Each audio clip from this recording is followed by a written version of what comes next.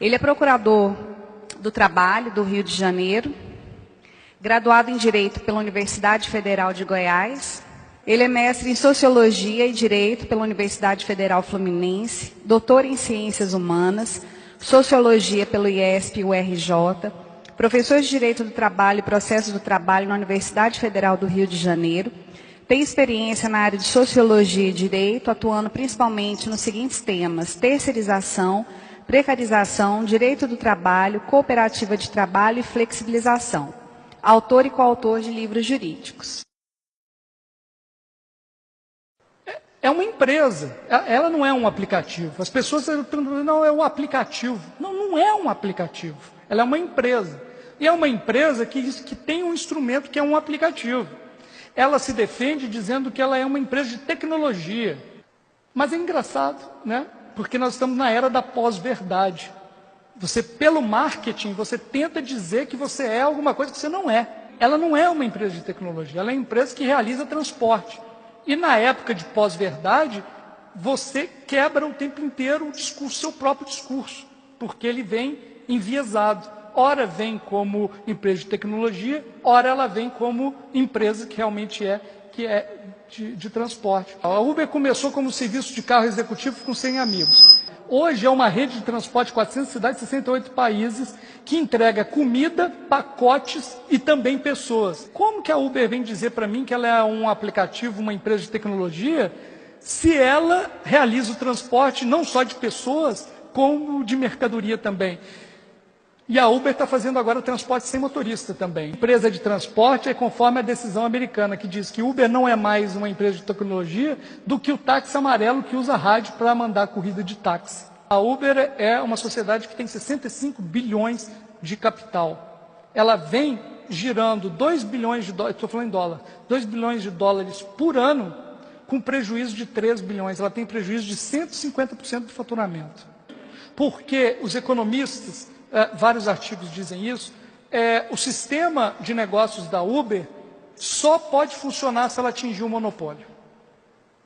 Se ela não atingir o monopólio, ela é uma pirâmide e vai quebrar todo mundo. Vai quebrar todos os 60 e tantos bilhões. Então o projeto dela é de monopólio.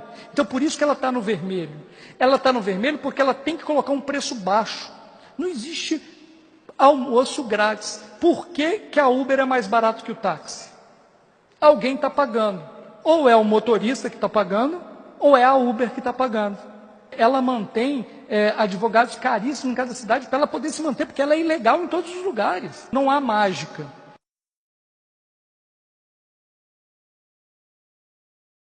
Não tem jeito. Sabe aquela coisa do Capitão Nascimento? Nunca será? Nunca serão, nunca serão. Os motoristas, eles são a aliança neofeudal com parceiros, né? Você decide a hora e quanto vai trabalhar, que é imediatamente negada pelo dever de aliança e do cumprimento dos objetivos traçados na programação. Transforma o trabalhador em empreendedor. Tentem incutir que ele é um empreendedor.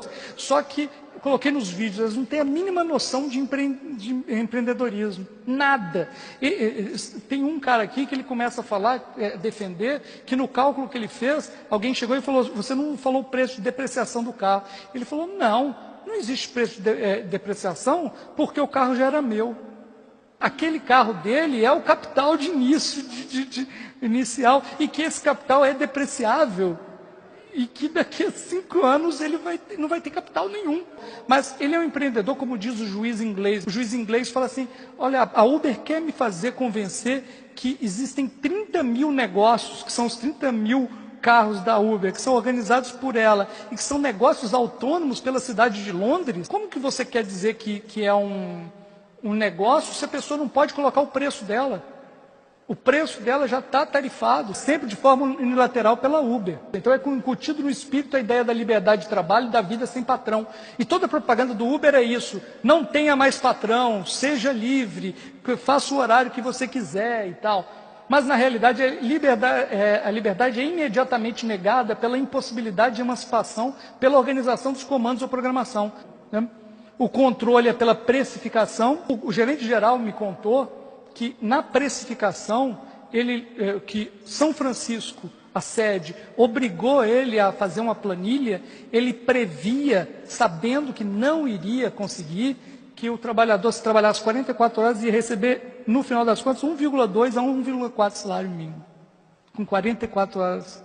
Só que, depois disso, teve dois rebaixamentos de tarifa e aumentou o número de motoristas. As jornadas estafantes devido ao mercado dominado pela quantidade de alianças neofeudais. Então ele prevê esse 1,2 e 1,4, isso que a pessoa não vai. E por que a pessoa vai? Geralmente o motorista do Uber é aquele cara desesperado que precisa de um dinheiro para rodar alguns meses.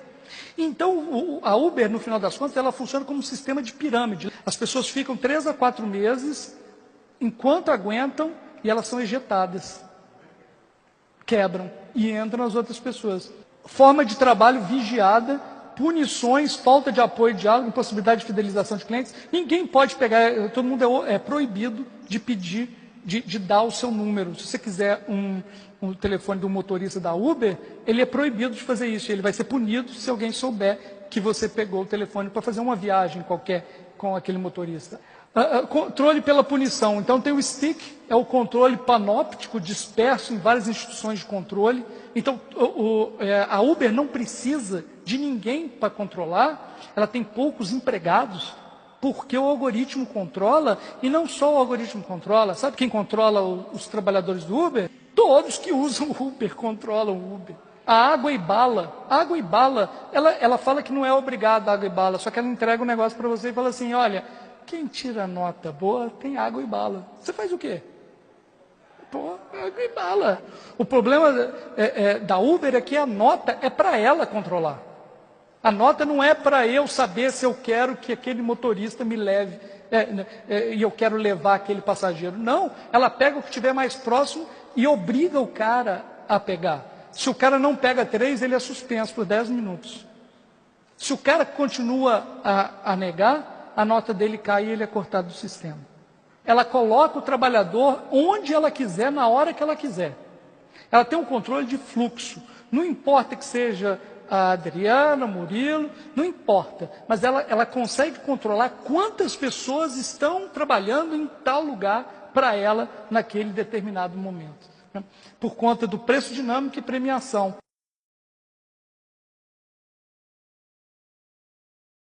Eu acho que a solução não é no consumidor. Não vai ser o consumidor que vai dizer... Sabe por quê? Porque o consumidor vai escolher o que é mais barato. Então, não pode dar essa opção. A opção tem que vir do Estado. O Estado tem que regular. Tudo está acontecendo porque o Estado não é forte o suficiente. Aconteceu uma coisa lá no Rio de Janeiro que foi o seguinte, eles pegaram na Lagoa um casal de passageiros, a Uber, e deixou na Tijuca. Foram 10 quilômetros. Sabe quanto? Uma corrida de meia hora. Sabe quanto que foi essa corrida? R$7. O cara chegou e falou o seguinte, está errado, aconteceu algum problema, deu um problema no coisa. E o cara, imagino, foi todo marrento, falou, não, está no Uber, eu pago o que tiver aqui, não pago nada, eu sou cliente do Uber, blá, blá. Acabou, o motorista do Uber bateu no casal. Ele foi entrevistado, a pessoa que sofreu a violência. Em nenhum momento ele questionou a injustiça dos R$7. Em nenhum momento ele pensou nas razões por que o cara estava bravo daquele jeito. Mas eu achei engraçado que o juiz inglês, ele coloca essa frase do John Milton, que é um poeta do século XVII, que é mó barato. Né? Que quer dizer o seguinte, aqueles que só ficam parados esperando, também nos servem. Então isso quer dizer a questão hoje da própria organização do trabalho, dessa fragmentada, que mesmo aquelas pessoas que estão simplesmente à disposição, por exemplo, da Uber, elas servem, porque elas estão criando uma possibilidade da demanda. Então, o olhar, e isso ele falou no julgado dele, o olhar do juiz e o olhar do Estado para regular essas coisas, tem que entender que eles estão servindo à organização econômica. Então, a nossa ideia, e essa ideia do direito do trabalho proteger a quem merece, tem que olhar isso. Olha, uma empresa está vindo aqui e está realizando uma atividade econômica e está utilizando as pessoas aqui, tem que ser responsável por elas. Né? E o direito do trabalho que vai tentar civilizar isso, né? Isso é só uma faceta, igual você falou, mas não vem o Estado e impõe, diz, pô, Uber, cai fora. Em alguns lugares aconteceu isso. Pô, Uber, cai fora daqui, né? Mas não tem esse Estado que faz isso. Mas tem o direito do trabalho. Por incrível que pareça, na Inglaterra, que é o berço liberal, foi a primeira que condenou a Uber. E as decisões conhecidas até agora, nós temos, então, uma class action nos Estados Unidos, em que foi negada a homologação do acordo. Uma sentença procedente na Inglaterra, e no Brasil nós temos uma sentença improcedente e uma sentença procedente. A ação na Inglaterra. A Uber aceitou que eram os trabalhadores e não questionavam a lei aplicável, né? As provas que o juiz aceitou, né, é o pacote de dicas, proibição de troca de contatos com o passageiro, diz que havia contradição no discurso da Uber, oportunidade de negócios contra a criação de empregos. A Uber diz que os motoristas trabalhavam por comissão de 80%, depois negou, alegando erro tipográfico. O juiz ficou muito bravo com o advogado. Olha lá, o juiz disse ter sido uma considerável surpresa a alegação e detonou o advogado da Uber. A ação na Inglaterra, ele pega e se baseia muito na noção de negócio. Há o controle. E a Uber quer dizer que, apesar de existir o controle, cada motorista é um negócio. Não tem como se sustentar como um negócio independente. A Uber fixa tarifa, é interessante. Aí ele começa a falar, a documentação da Uber era baseada em ficções, linguagem distorcida e terminologias novas. Né? A Uber é cheia de terminologia nova. Se a pessoa está justificando demais, é porque que não tem razão. Então ele começa a falar, não, ela tenta justificar demais aqui. Então, os documentos e contratos não refletem a realidade. Isso é interessante, ele julgou pelo princípio da primazia da realidade. Ele afastou o contrato, disse que o contrato não é de acordo com a realidade, o contrato de trabalho é pela realidade. A class action nos Estados Unidos foram 84 milhões de dólares que era a proposta de acordo, sem reconhecimento de vínculo empregatício. O juiz federal não homologou o acordo, diz que o acordo não é justo, adequado e razoável. E não homologou em proteção aos trabalhadores. Ele analisa os riscos da Uber, analisa os riscos dos trabalhadores e diz, não é aceitável esse pelos riscos envolvidos. E ainda puxou a orelha de quem ajuizou, porque a class action lá nos Estados Unidos é ajuizado privadamente, né? Então, um grupo de trabalhadores entra e diz, essa aqui pode valer para não sei quantas pessoas. Aí falou que quem ajuiza a class action tem que ser responsável pelos representados. As duas sentenças que nós já tivemos são de Belo Horizonte. Elas com menos de um mês de diferença entre as duas. A primeira julgou improcedente. A ausência de subordinação diz que é o dever de acatar as ordens dadas pelo empregador no que diz respeito ao modo de prestação de serviços. Então, ele pega uma visão tradicional mesmo da subordinação. Então, é o dever de acatar. E ele vem dizendo que a Uber é uma empresa de tecnologia e que os motoristas, que não há ordens, meras recomendações e incentivos aos motoristas, né? Então, ele diz que todas as obrigações que têm os motoristas, ele fala que qualquer contrato tem obrigações das partes, então não tem problema nenhum. Não caracteriza a subordinação jurídica a necessidade de que o motorista seja bem avaliado para permanecer ativo na plataforma, pois a Uber não tem ingerência na avaliação, sendo um risco assumido pelas partes contratantes. Qual o risco que a Uber assume na avaliação, se quem vai sair da plataforma é o motorista? Conforme o contrato social, o objeto da empresa não consiste na realização de transporte de passageiros, mas principalmente no fornecimento de serviços de tecnologia, por isso não há subordinação estrutural. Então, veja que ele não falou em nenhuma hora da realidade, ele falou o contrato diz isso. Então, se o contrato social diz isso, é isso. Plataforma digital de economia compartilhada, cujo objetivo é interligar os motoristas. Ouviu duas testemunhas, e uma delas é gerente de operações e logística da Uber. Ele baseia metade da sentença dele, ele baseia no depoimento do gerente da Uber. A sentença procedente A sentença procedente ele já faz a contextualização, ele pega a uberização, todo o processo, a importância da tecnologia, o papel do direito do trabalho, esse patamar civilizatório mínimo. Aí ele vem um por um, ele fala da pessoalidade, tem que ter cadastro, não pode outra pessoa dirigir, a não ser que seja autorizado, e somente a pessoa pode ser, não eventualidade, a atividade normal da Uber. A Uber, aí ele aplicou o princípio da primazia da realidade, dizendo que na verdade é uma empresa de transportes. O sistema de notas é do controle, já não é mais necessário o controle da fábrica ou de jornada rígida. Muito mais eficaz e repressor é o controle difuso, espalhado pela multidão de usuários. Então o controle, e ele fala expressamente, o controle se esconde no algoritmo. Ninguém acha que está sendo controlado. Uma coisa que não tem na outra sentença, a outra sentença não cita o parágrafo único do artigo 6º da CLT.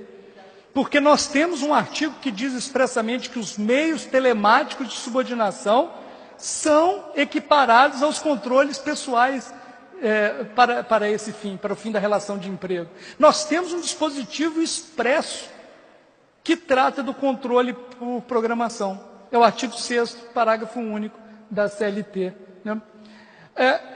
O juiz também falou da ausência do poder negocial. Por quê? Porque não tem negócio do preço. O juiz inglês falou isso também. Como que você quer dizer que é um negócio se a pessoa não pode colocar o preço dela? O preço dela já está tarifado, já está precificado.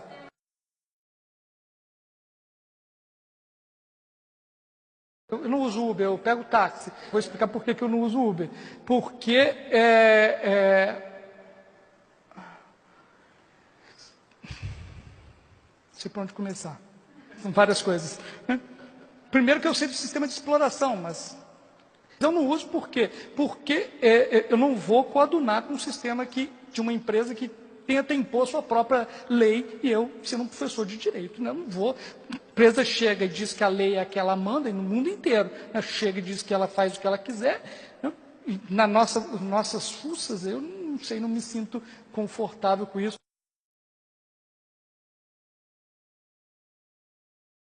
Os caras estão desesperados no táxi. Chega no Rio de Janeiro, tem o bigorrilho aceso, verde. Você olha assim na rua, é milhões assim acesos. Eles não estão conseguindo para sobreviver. O número de permissões de táxi, ele é contado por quê? Porque é feito um cálculo para aquela tarifa dar para as pessoas sobreviverem. Você liberalizando o mercado desse jeito, deixando 30 mil Uber mais 30 mil táxis, você dividiu o mercado em dois. Ou seja, dividiu o valor de cada pessoa. Se estava difícil antes para aquele motorista que não tinha o carro, mas que alugava por diária o táxi de um dono de autonomia, agora está muito pior. Uma coisa interessante, a Uber ela paga uma quantia para o motorista indicar outro motorista do Uber. Ou seja, ela paga para o motorista para arrumar concorrência para ele mesmo.